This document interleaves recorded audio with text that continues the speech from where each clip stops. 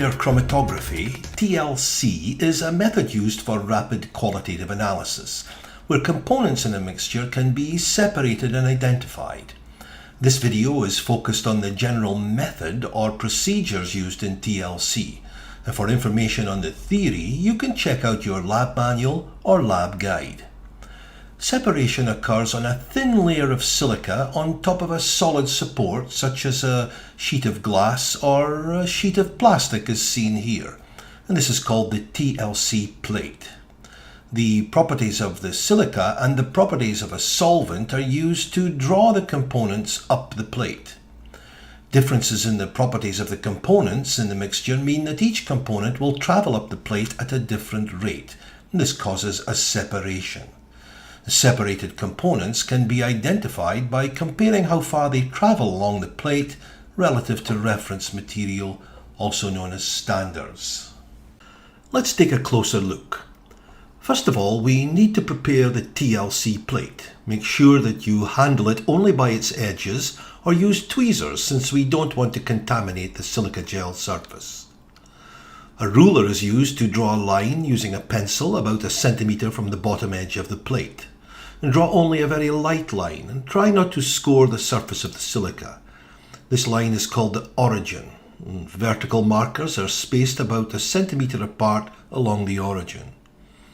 These markers are used as points of reference when applying mixtures and standards dissolved in a suitable solvent. And here we are going to run 4 lanes, lane A, B, C and D. In this demonstration, we're going to see how to separate and identify using TLC. In this bottle, the identity of the contents is unknown, but we do know that it contains either compound X or compound Y, or even a mixture of both. In this bottle, we have an authentic sample of compound X, a sample which we know beyond any doubt is compound X, so we call it standard X. This is our first reference. In this bottle, we have an authentic sample of compound Y, sample which we know beyond any doubt is compound Y, so we call it standard Y, and this is our second reference. The first part of the TLC analysis is to spot the plate. We use a capillary applicator to apply a spot of standard X at the origin in lane A, and again in lane C.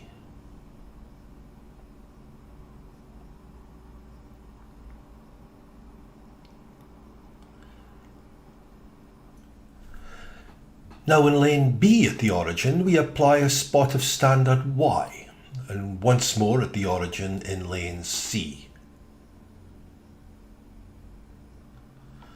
And note how we use a clean capillary applicator with each solution. This is to avoid cross-contamination between the lanes.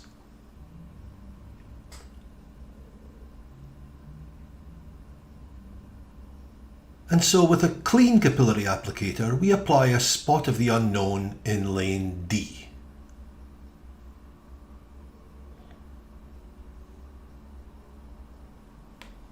So looking at the spotted plate, we have standard X in lane A, standard Y in lane B. In lane C, we have a mixture of standards X and Y. And in lane D, we have our unknown, which is either X or Y, or a mixture of both. Let's find out the composition of the unknown. A pre-measured volume of a suitable solvent is added to the developing chamber. You'll normally be told which solvent to use. The developing chamber is covered with a lid for a few minutes, and this few-minute waiting period allows the atmosphere inside the tank to become saturated with the solvent vapors.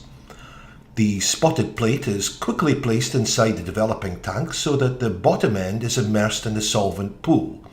We must always make sure that when we first put the spotted plate into the solvent pool, the origin is above the surface of the solvent. Generally, the solvent will take just a few minutes to ascend the plate, and we can usually see the front edge of the now wet silica slowly ascend the plate. This boundary between dry and wet silica is called the solvent front. When the solvent front is close to the top of the plate, say about 1 centimeter from the top, the plate is removed from the developing tank. and the solvent front is quickly marked with a pencil. There are a number of ways to see, or as we say, visualize developed TLC plates. A common method is to place the developed plate underneath an ultraviolet or UV light source. This method of visualization is by far the most common in your lab. If a fluorescent indicator is added to the silica will fluoresce under UV light. Chemicals on that plate, however, will usually show up as dark spots.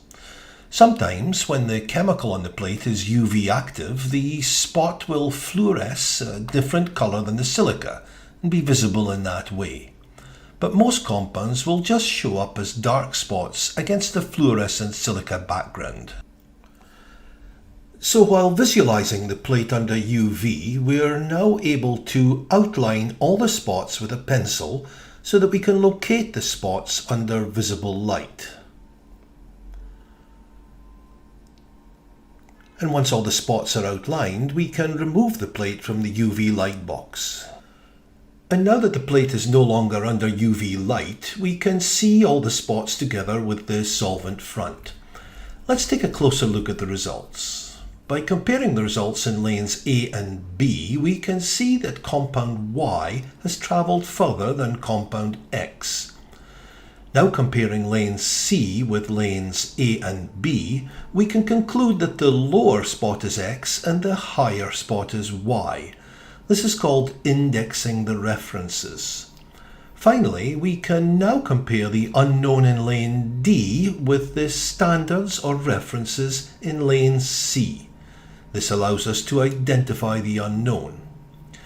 Although it's pretty clear from this result that the unknown was actually compound X, we can also characterize spots on developed TLC plates by their RF value.